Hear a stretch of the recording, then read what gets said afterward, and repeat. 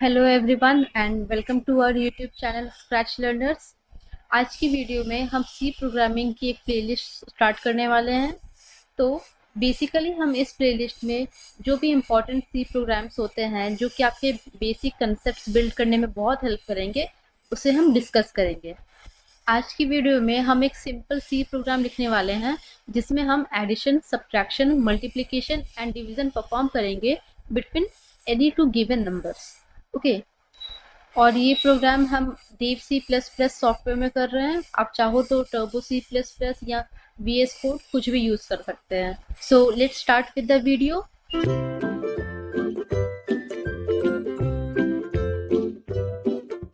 The first step in any C program is to include the header files. Okay, there are two header files mainly in C programming. First one is stdio.h and the second one is conio.h. तो अब ये दोनों header files का मतलब क्या है? ये सी programming के हेडर फाइल्स है जिसके हेल्प से ही किसी सी कोड को हम रन कर सकते हैं। इसके बिना कोड को रन करना मुश्किल है। stdio.h header file is basically used for printf and scanf function.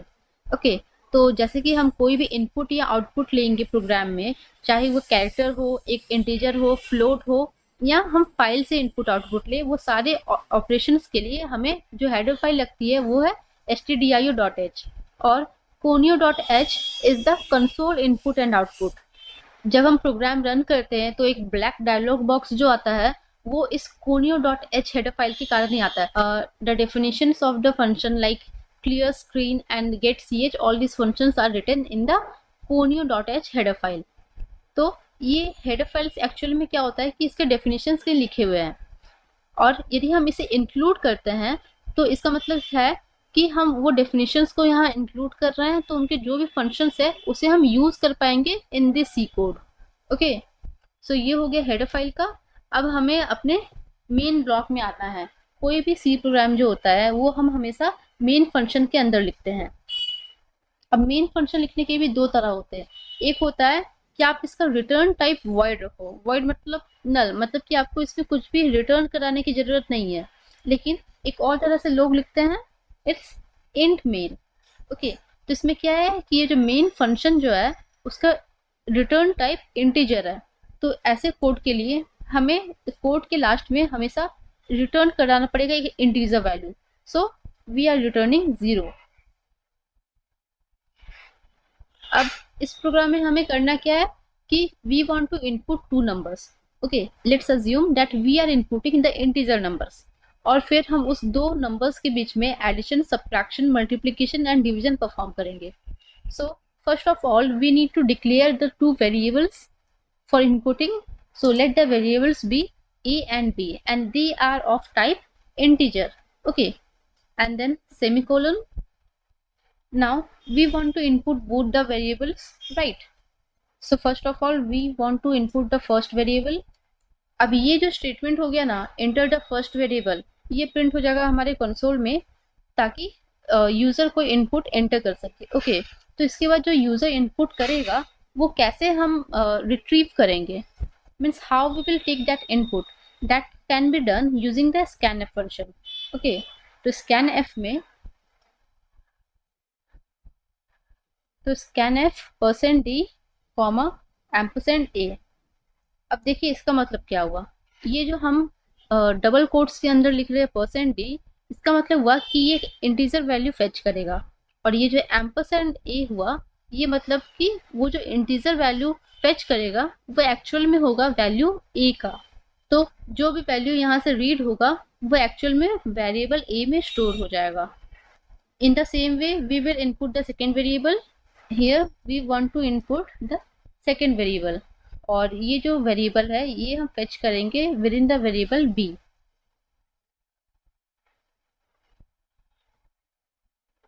ठीक है, तो अभी तक हमने दोनों वेरिएबल अपने इनपुट कर लिए हैं, एक है वेरिएबल a में और एक है वेरिएबल b में।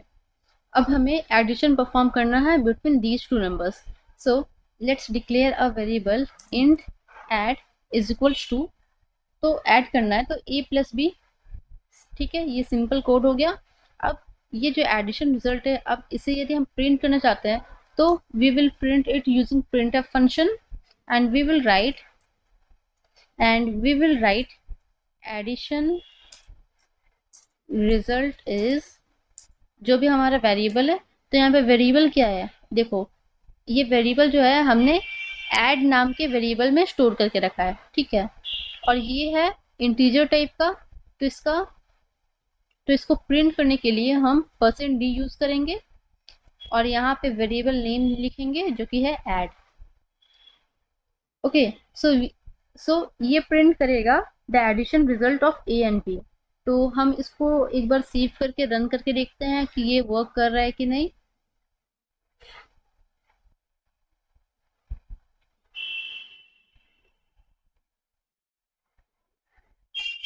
See here, we are asked to enter the first variable. So let the variable be 5 and the second variable be 3. And here we get the result as the addition result is 8. तो ये programme बिल्कुल सही चल रही है। अब same way में हम सब्ट्रैक्शन, मल्टीप्लिकेशन एंड डिवीजन भी परफॉर्म कर सकते हैं, राइट। सो इसको हमने पेस्ट कर लिया है 4 टाइम्स।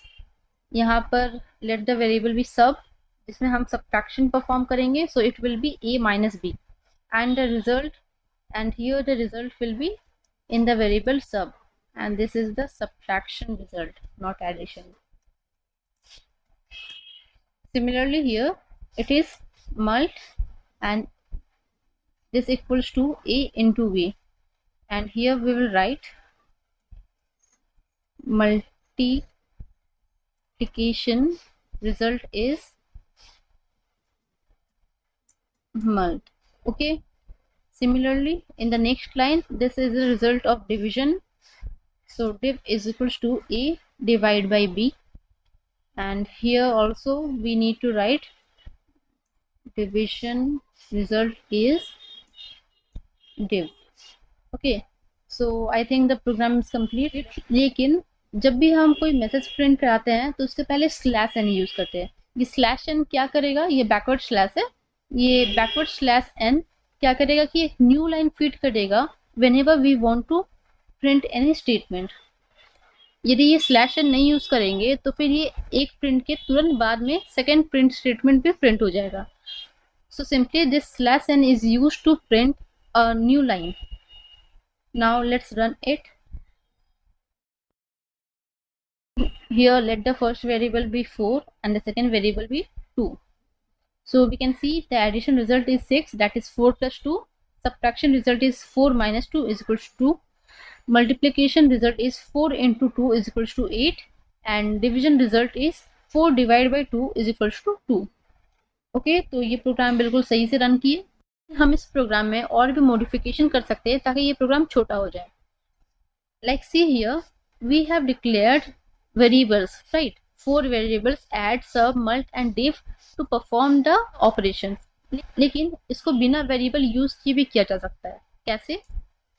यदि हम यहाँ पे प्रिंट करने के टाइम ही डायरेक्टली वो ऑपरेशन परफॉर्म कर दे तो क्या होगा, तो भी हमें सेम रिजल्ट मिलेगा, क्योंकि ये a प्लस बी होकर जो भी रिजल्ट देगा वही यहाँ पर प्रिंट होने वाला है।